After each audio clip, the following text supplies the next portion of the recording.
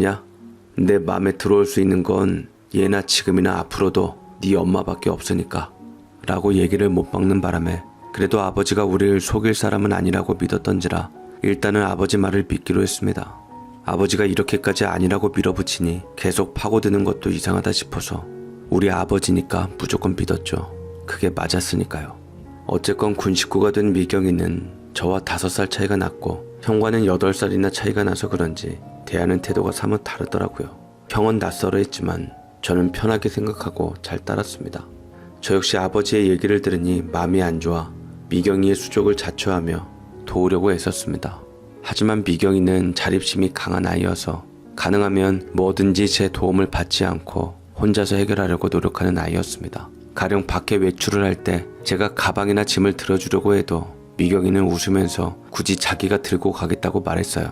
오빠들 도움을 받을 수도 있지만 평생 남들에게 의지해서 살 순 없잖아요. 힘들어도 지금부터 내일은 혼자 할 거예요. 이렇듯 아직 어린 10대 소녀였지만 미경이는 아주 강하고 밝은 아이였습니다. 보통은 이렇게 몸이 불편하면 자신의 처지를 안타깝게 여기며 어둡고 소심해지기 마련인데 미경이는 자신에 대해 조금도 부끄럽게 생각하지 않았고 모든 일에 적극적으로 나섰습니다. 오빠, 이제부터 집안 살림은 내가 알아서 할게요. 이 집에 여자는 나밖에 없잖아요. 밥 먹여주고 재워주는 것도 고마운데 제 밥값은 독독해야지 제 마음이 편할 것 같아요. 미경이는 아버지가 시키지 않아도 알아서 청소부터 빨래 요리까지 맡아서 했습니다. 처음에는 아버지부터 시작해서 저희까지 긋고 만류를 했지만 이렇게 하지 않으면 도저히 이 집에 있을 면목이 생기질 않는다고 어른스럽게 말한 덕분에 어쩔 수 없이 원하는 대로 하게끔 내버려 둬야 했어요. 덕택에 우리는 좀 더 가정일이 편하게 되었고 손이 야무진 미경이는 음식도 잘 만들어서 매일 저희들의 끼니를 담당하며 행복하게 해주었습니다. 시간이 흘러 제가 대학 시험인 수능을 치는 날이 되자 미경이는 직접 도시락을 싸주며 힘을 내라 응원을 해주었고 초콜릿도 챙겨주며 긴장을 풀어주게 했습니다. 오빠, 긴장하지 말고 차분하게 마음 편하게 가지고 평소 실력대로 해. 그러면 곧 좋은 결과가 있을 거야. 너무 뻔한 말이긴 하지만 하여튼 오빠는 잘할 거라고 믿어. 화이팅! 미경이의 응원을 받으면서 시험장에 도착해서 떨리는 마음을 겨우 진정시키면서 집중해서 문제를 풀었습니다. 점심시간이 되어서 미경이가 싸준 도시락을 열었는데 도시락 안에는 쪽지가 들어있었어요. 오빠 그동안 공부하느라 고생했어. 결과가 어떻게 나오든 오빠가 최선을 다했다면 그것으로 충분해. 오늘 저녁에는 오빠가 좋아하는 김치찌개 맛있게 끓여 놓을게. 친구들이랑 놀러갈 생각하지 말고 시험 끝나면 바로 집에 와야 돼. 언제나 오빠를 사랑하고 응원하는 미경이가. 정성이 듬뿍 들어간 도시락과 저에 대한 미경이의 사랑을 담은 쪽지는 제 마음을 울컥하게 만들었습니다.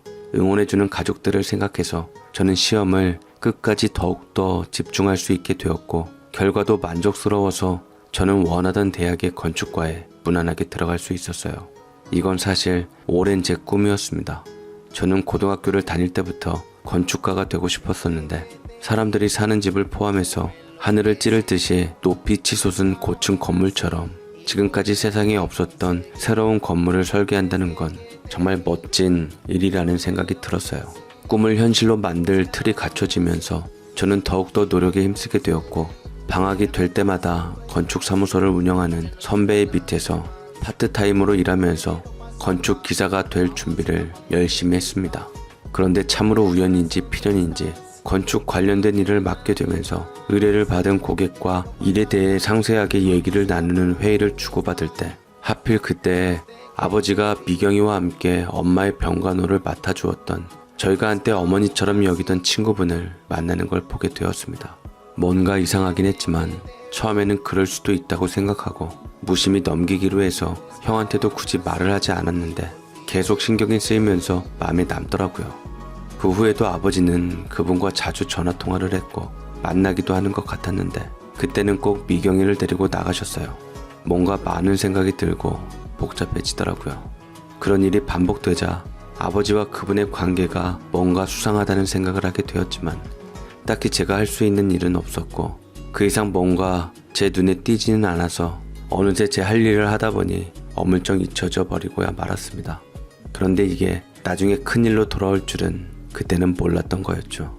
아무튼 전 복잡한 건 딱 질색이었던지라 아버지 인생은 내 알 바 아니라는 생각과 더 중요한 제 인생에 좀 더 집중하기 위해 살게 되었는데, 그 이후 졸업 후에 저는 유명 건설 회사에 취업이 되었고 신입사원 연수를 할 때 만난 아내에게 첫눈에 반하게 되면서 입사 동기였던 아내를 만나서 결혼을 하게 되었습니다. 아내는 남자라면 누구나 혹할 정도로 예쁜 얼굴은 절대 아니었어요. 다만 제가 아내에게 반한 이유는 딱 한 가지, 외모와 성격, 모든 면에서 돌아가신 엄마와 너무 닮았기 때문이었죠. 알게 모르게 저 역시 어머니가 많이 그리웠나 봅니다. 신입사원들은 회사 연수원에서 일주일 동안 합숙을 하면서 교육을 받았는데, 연수가 끝나기 하루 전에 기회가 찾아왔죠. 저녁 식사를 마치고 저는 산책을 하려고 연수원 뒷산으로 통하는 숲길을 따라 걸었는데 등 뒤에서 누군가 부르는 소리가 들리더라고요. 돌아보니 그녀가 저를 따라오고 있었습니다. 경호 씨 어디 가요? 괜찮으시면 소화도 시킬 겸 산책 같이 하실래요? 저도 바람을 쐬려고 나왔거든요. 아, 저도 여기로 걷다가 숲길을 걸으려고 했어요. 저도 걷는 거 좋아하거든요.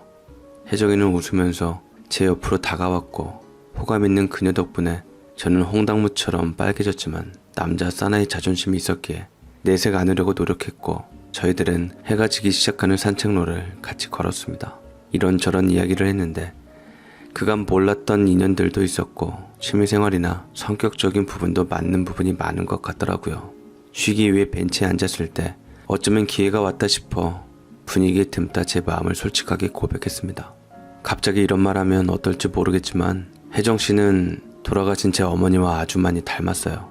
신기한 건 얼굴만 닮은 게 아니에요. 연수를 받는 며칠 동안 혜정씨를 쭉 지켜봤는데 좋아하는 음식이나 어떤 때는 말투까지 비슷해서 놀랐어요.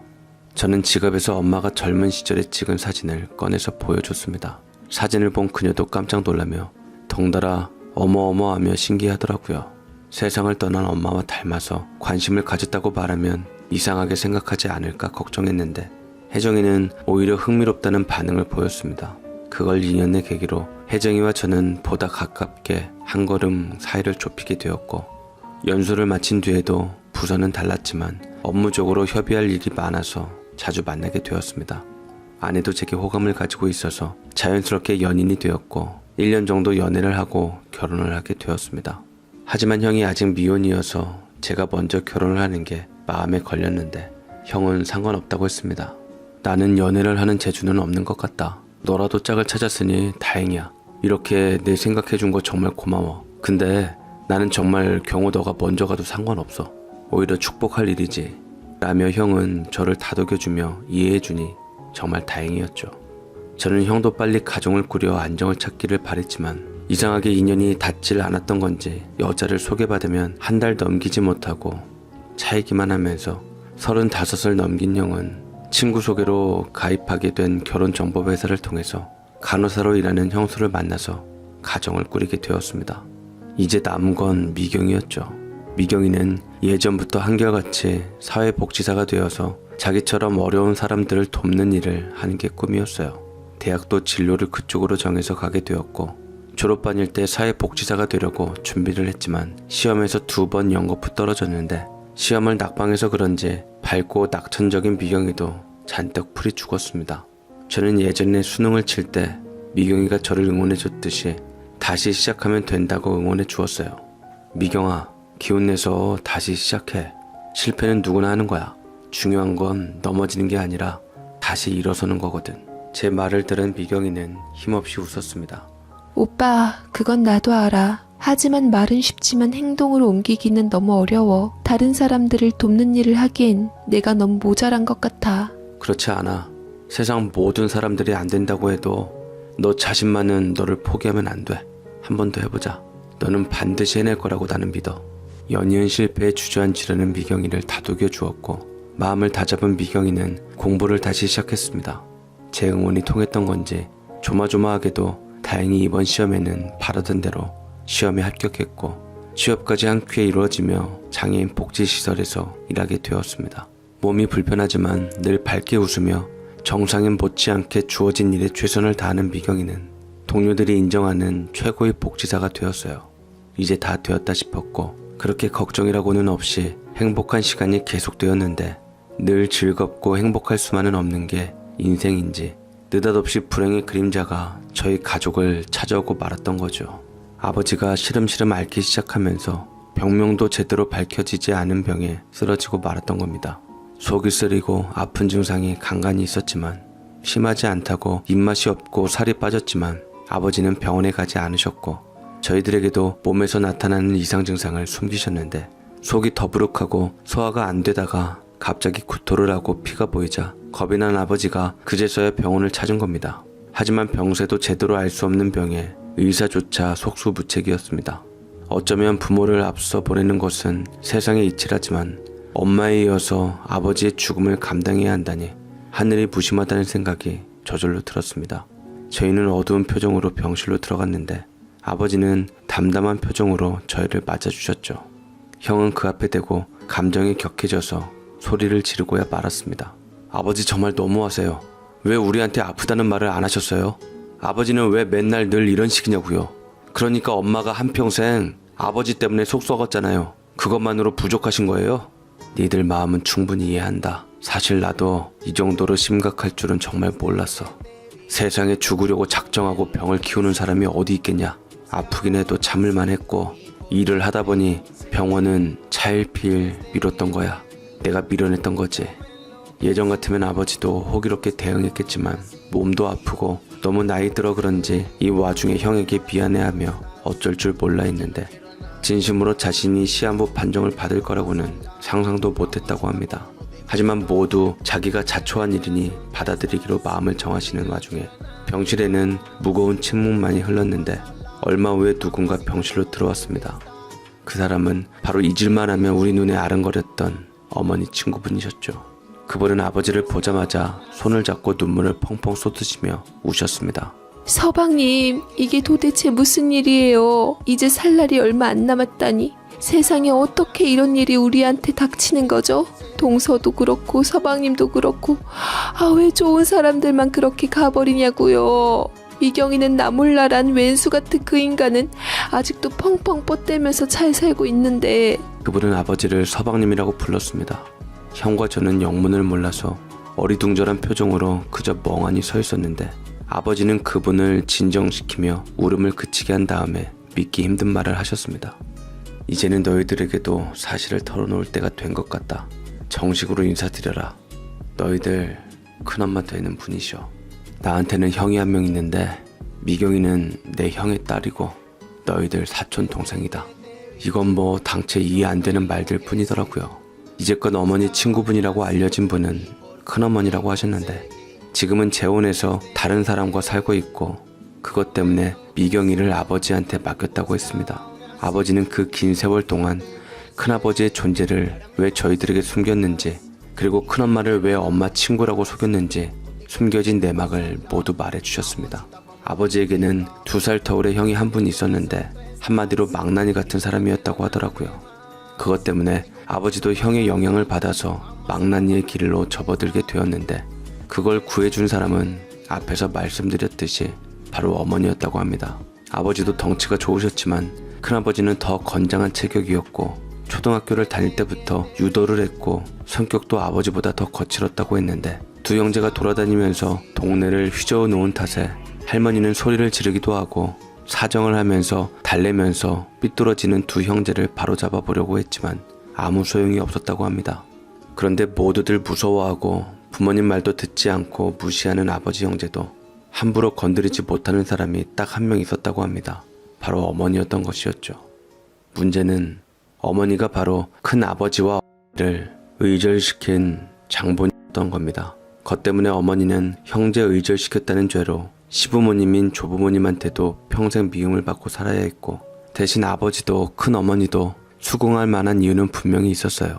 그러니 어머니 곁에 아버지가 붙어 있었던 거였고 병원에 몸져 누웠던 어머니를 간호했던 것도 큰 어머니였죠. 형이 태어나고 몇 달 지나지 않아서 느닷없이 큰아버지가 집으로 찾아와서 돈을 달라고 엄마에게 행패를 부리는 게 부지기수였다고 합니다. 이러니 어머니는 큰아버지를 사람 취급 안 하고 물러서지 않고 아버지에게 형제간의 의절 아니면 부부 사이 이혼하라고 얘기를 했는데 아버지는 더 이상 옛날로 돌아가고 싶지 않았던 건지 어머니를 택하고야 만 것이었죠. 이에 분한 큰아버지는 툭하면 아버지를 찾아와서 돈을 달라고 요구했는데 어머니가 대신해서 아버지를 뒤로 감추고는 큰아버지에게 똑똑히 일컬으며 돈을 벌고 싶으면 일을 하라고 말하면서 한 푼도 도와주지 않았다고 합니다. 큰아버지에게 돈을 주면 흥청망청 모두 노는 데 써버릴 게 뻔했으니 정신 박혀있는 엄마가 절대로 줄 리 만무했죠. 그것 때문에 경찰서에도 자주 드나들게 되었고 돈을 주기는커녕 사람이 되라고 타이르는 엄마에게 화가 난 큰아버지는 집안 물건을 부수기에 이르렀습니다. 어머니가 참지 못하고 큰아버지가 어떤 인간인지 똑똑히 보라며 아버지한테 연락을 하고 소식을 듣고 도착한 아버지는 눈에 보이는 게 없을 정도로 화가 나 그 뒷감당은 이제 오로지 경찰 몫이 되어버렸습니다. 그 일로 아버지 역시 병원 신세를 면치 못하게 되었고 두 분의 인연이 끝나게 된 것이었죠. 그때부터 아버지는 큰아버지와 의절을 해버렸고 큰아버지도 다시는 아버지를 찾지 않았다고 합니다. 사실 얘기를 듣고 보니 어머니가 꼭 의절시킨 것은 아니라는 생각이 들었고 이건 큰아버지가 화를 자초했다는 것밖에는 생각이 들지 않더라고요. 그것도 모르고 조부모님은 그저 장남인 큰아들만 감싸고 아버지와 어머니를 적으로 돌려버리니 조부모님 두 분 돌아가신 이후에도 재산 몽땅 독식해 사업자금으로 쓰고 그것도 모자라 공원 묘지 사놓은 거 팔아먹은 바람에 그대로 강물 한 줌 채로 날려지고 말았답니다. 큰아버지도 그 이후에 쫓아다니던 참한 큰어머니와 결혼을 해서 미경이를 낳았지만 사업이 기울기 시작하면서 결혼생활 불보듯 뻔했고 이혼한 큰어머니가 성치 않는 미경이를 맡게 되었지만 결혼을 하게 되면서 그 예전 어머니를 간호했다는 은혜를 베푼 것을 빌미로 어쨌거나 미경이를 아버지에게 맡기고 재혼한 것이었죠. 참으로 다들 자기 인생밖에 생각하지 않는 사람들의 말로가 이런 것이다 보여주는 것 같았습니다. 그래도 어머니께서는 이혼하고 가장 없이 어린 딸을 혼자 키워야 하는 큰엄마의 처지를 모른 척 할 수 없어서 아버지는 저희 집 근처에 두 모녀가 지낼 수 있는 방을 얻어주며 큰어머니에게 아는 사람 일자리도 소개시켜 주었다고 합니다. 간간히 일 때문에 늦으면 미경이도 봐주고는 한 덕분에 큰엄마는 일을 마치면 엄마의 식당에 들러서 미경이를 데리고 갔는데 그때마다 엄마는 빈손으로 보내지 않고 늘 반찬과 음식을 싸줬다고 합니다. 그러면서 정이 든 엄마와 큰엄마는 자매처럼 지냈던 거죠. 그러다 엄마가 뇌졸중으로 쓰러졌다는 소식을 들은 큰엄마가 달려와서 엄마의 병간호를 하면서 저희 형제를 돌봐주었던 거죠.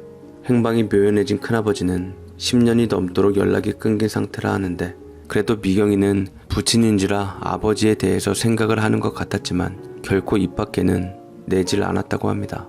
큰어머니는 이런 미경이를 두고 재혼한다는 게 탐탁치 않았지만 그래도 결국은 본인 행복이 우선인 거니 아버지에게 미경이를 맡겼던 것이고 아버지는 연락이 끊어진 큰아버지의 존재를 저희들에게 드러내고 싶지 않아서 친구 딸이라고 했던 거죠. 그리고 아버지도 미경이와 저희 형제가 친남매처럼 잘 지내니 저희 집에서 그냥 살도록 하고 미경이가 눈에 밟힌 큰엄마가 자주 만나러 왔던 겁니다.